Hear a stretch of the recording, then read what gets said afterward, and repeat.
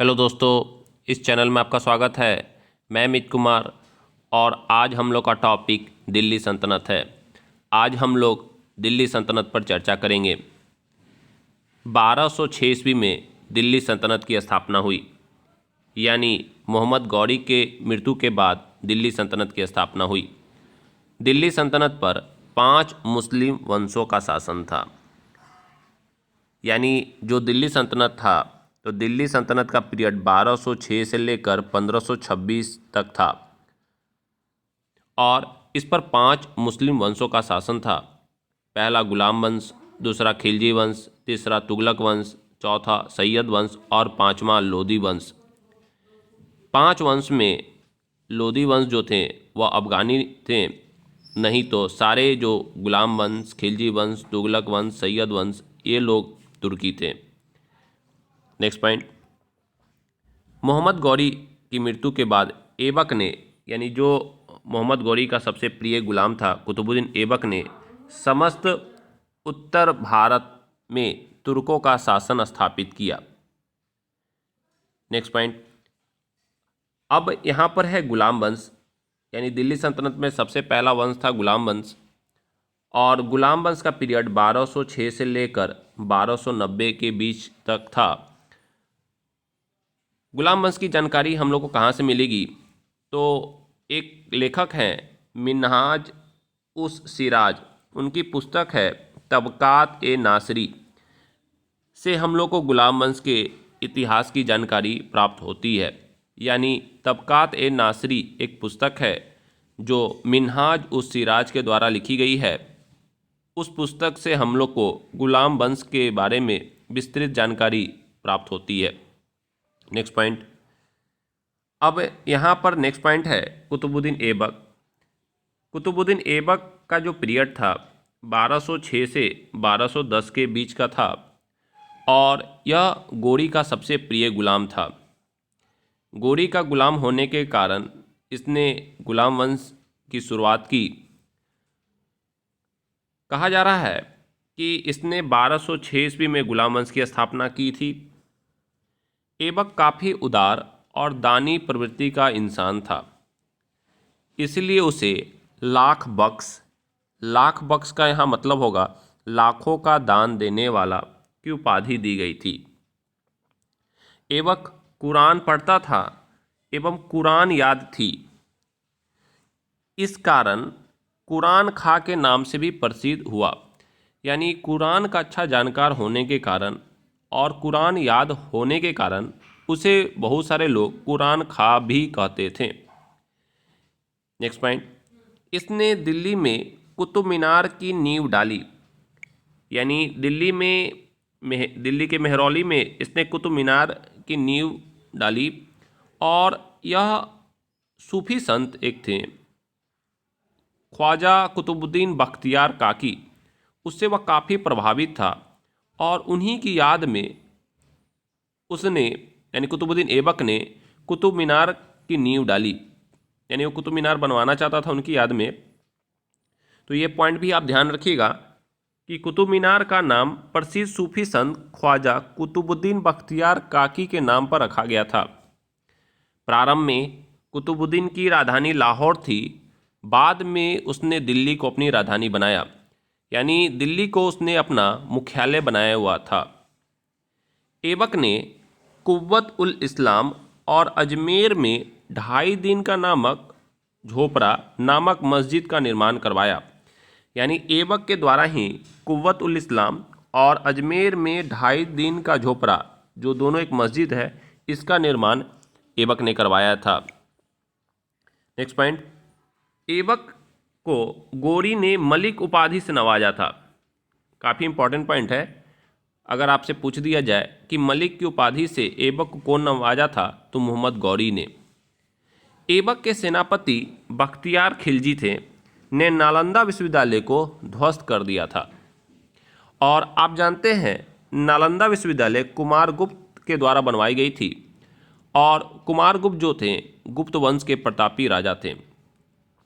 कहा जाता है कि चौगान खेलने का यह काफ़ी प्रेमी था, तो 1210 ईस्वी में चौगान, जिसे हम लोग पोलो कहते हैं, खेलते हुए घोड़े से गिर गया और लहूलुहान हो गया।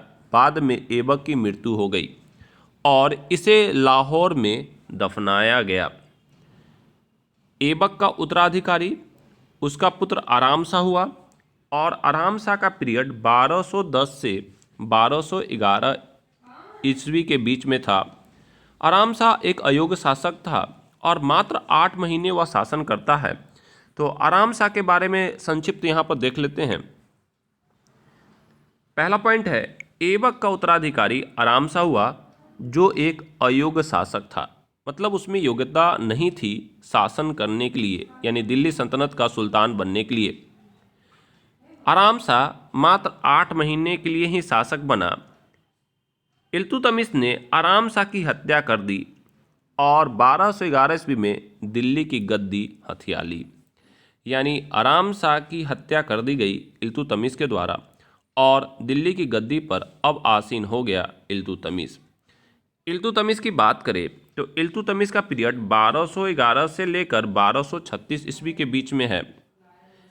इल्तुतमिश के बारे में कहा जाता है कि वह ऐबक का दामाद था और दामाद से पहले वह ऐबक का गुलाम था, बाद में उसका दामाद बना। ध्यान में रखिएगा, यानी इल्तुतमिश जो है पहले ऐबक का गुलाम था, बाद में उसका दामाद बना। सल्तनत काल में ऐसा होता था कि जो सबसे प्रिय गुलाम होते थे वही सुल्तान के दामाद भी बन जाते थे। इल्तुतमिश को गुलाम का गुलाम भी कहा जाता है क्योंकि गोरी का गुलाम ऐबक था और ऐबक का गुलाम आपका इल्तुतमिश था, इसलिए इल्तुतमिश को गुलाम का गुलाम भी कहा जाता है। इल्तुतमिश तुर्किस्तान का इल्बरी जाति का तुर्क था। इसने लाहौर से अपनी राजधानी को स्थानांतरित कर दिल्ली ले आया। यानी दिल्ली सल्तनत का यही ऐसा सुल्तान था जिसने अपनी राजधानी लाहौर से दिल्ली लाई। इसने कुतुब मीनार के अधूरे निर्माण को पूरा करवाया। देखिए, कुतुब मीनार की नींव रखी गई थी कुतुबुद्दीन ऐबक के द्वारा, पर पूरा करवाया गया था इल्तुतमिश के द्वारा। और कुतुब मीनार के निर्माण में 4 सुल्तानों का योगदान है, कुतुबुद्दीन ऐबक, इल्तुतमिश, फिरोज शाह तुगलक और सिकंदर लोदी। कुतुब मीनार से संबंधित मैंने एक अलग से वीडियो बनाया है। अगर आपको कुतुब मीनार के बारे में विस्तृत जानकारी चाहिए तो आप उस वीडियो को जरूर देखें। इल्तुतमिश प्रथम शासक था जिसने 1229 ईस्वी में बगदाद के खलीफा से सुल्तान के पद की वैधानिक स्वीकृति ली थी या मिली थी उसे। यानी बगदाद में खलीफा होते थे और जो भी भारत में शासन करने आते थे या जो सुल्तान बनते थे उन्हें बगदाद के खलीफा से वैधानिक स्वीकृति लेनी होती थी। खलीफा सर्वोच्च पद था। नेक्स्ट पॉइंट, इल्तुतमिश ने अपने शासनकाल में 40 सरदारों का एक गुट बनाया। देखिए, यानी जो सल्तनत काल था उसमें इल्तुतमिश ने 40 सरदारों का एक गुट बनाया जिसे तुर्कान चिहलगानी या ग्रुप ऑफ 40 काफ़ी सारे नामों से जाना जाता है। क्या था? तो ये 40 तुर्क सरदार या दासों का समूह था और ये क्या करते थे, ये इल्तुतमिश को जो समय तत्कालीन प्रशासनिक व्यवस्था थी में सुल्तान को अपना सहयोग देकर महत्वपूर्ण भूमिका निभाते थे। पर आगे ये काफ़ी कष्टदायी हुआ, इसलिए बलबन ने इसका अंत कर दिया। तो आप ध्यान रखिएगा कि चहलगानी या तुर्कान चिहलगानी का फॉर्मेशन इल्तुतमिश ने किया और अंत बलबन ने किया। क्या था? तो ये 40 तुर्क सरदारों या दासों का एक समूह था जो इल्तुतमिश ने स्थापित किया था और ये सरदार तत्कालीन प्रशासनिक व्यवस्था में सुल्तान को अपना सहयोग देकर महत्वपूर्ण भूमिका निभाते थे। नेक्स्ट पॉइंट, वह प्रथम तुर्क सुल्तान था जिसने शुद्ध सोने के अरबी सिक्के चलवाए। उसके साथ 2 महत्वपूर्ण सिक्के चांदी का टंका और तांबे का जीतल भी चलवाया। ध्यान में रखिएगा, यानी चांदी का जो सिक्का था उसको टंका के नाम से जाना जाता था और तांबे का जो सिक्का था उसको जीतल के नाम से जाना जाता था। नेक्स्ट पॉइंट, विदेशों में प्रचलित टंकों पर टकसाल का नाम लिखने की परंपरा, मतलब जो भी सिक्के होते हैं उस पर टकसाल के नाम लिखे रहते हैं, मतलब कौन सिक्का कहाँ से प्रिंट हो रहा है।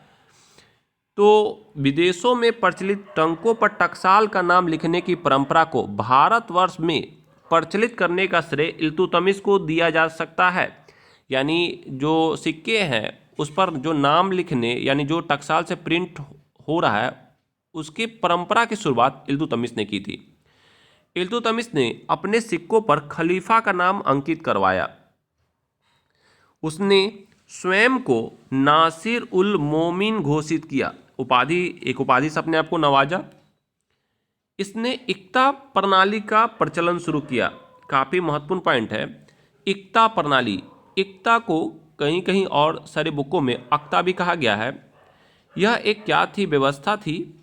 आप ऐसे समझ सकते हैं कि जो सल्तनत काल में जो लोग सैनिक सेवा में थे या असैनिक अधिकारी थे, उनको इक्ता या अक्ता प्रदान की जाती थी। आप ऐसे समझ सकते हैं, इक्ता या अक्ता सल्तनत काल में एक प्रकार की भूमि थी जो सैनिक एवं असैनिक अधिकारियों को उनकी सेवाओं के लिए वेतन के रूप में प्रदान की जाती थी। इस भूमि से जो राजस्व प्राप्त होता था तो वह लेते थे जो सैनिक और असैनिक अधिकारी थे, और जब वह सेवा मुक्त हो जाते थे तो वह भूमि उनको छोड़नी पड़ती थी। ध्यान में रखिएगा।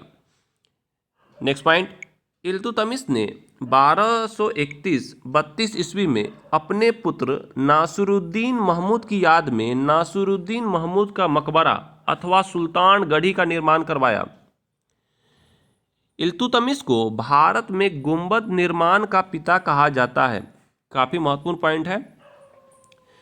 इल्तुतमिश ने चंगेज खां के नेतृत्व वाली मंगोलों की सेना के आक्रमण से अपनी सल्तनत की रक्षा की थी। एक बार पॉइंट को फिर से देख लीजिए। इल्तुतमिश ने चंगेज खां के नेतृत्व वाली मंगोलों की सेना के आक्रमण से अपनी सल्तनत की रक्षा की थी। इसने बगदाद के खलीफा से सुल्तान आजम या महान शासक की उपाधि धारण की थी। ऐसा करने वाला वह प्रथम तुर्क शासक था। नेक्स्ट पॉइंट, इल्तुतमिश ने सुल्तान के पद को वंशानुगत बना दिया, मतलब राजा का बेटा ही राजा बनेगा, यानी सुल्तान का बेटा ही जो उत्तराधिकारी होंगे वो वंशानुगत क्रम में होंगे। इल्तुतमिश के शासनकाल में न्याय मांगने वाले व्यक्ति लाल रंग के वस्त्र पहनता था। माने किसी भी व्यक्ति को अगर न्याय चाहिए तो वह लाल रंग के वस्त्र पहनना जरूरी था। भारत में प्रथम मकबरा बनाने का श्रेय इल्तुतमिश को जाता है। इसके दरबार में मिन्हाज उस सिराज तथा मलिक ताजुद्दीन जैसे विद्वान थे, और इसकी मृत्यु 1236 ईस्वी में हो जाती है। और इसकी मृत्यु के बाद इसी का पुत्र है रुकनुद्दीन फिरोज, वह गद्दी पर बैठता है, पर उसकी इच्छा थी कि उसकी पुत्री रजिया शासिका बने। देखते हैं पॉइंट, इसका मकबरा दिल्ली में स्थित है। रजिया इल्तुतमिश की पुत्री थी और इसकी मृत्यु के बाद इसका पुत्र रुकनुद्दीन फिरोज शाह को गद्दी पर बैठाया जाता है। बाद में रुकनुद्दीन फिरोज एक अयोग्य शासक साबित हुआ, इसकी हत्या कर दी जाती है और इल्तुतमिश की पुत्री रजिया गद्दी पर आसीन होती है। तो इस वीडियो में इतने सारे पॉइंट बताए गए हैं। धन्यवाद।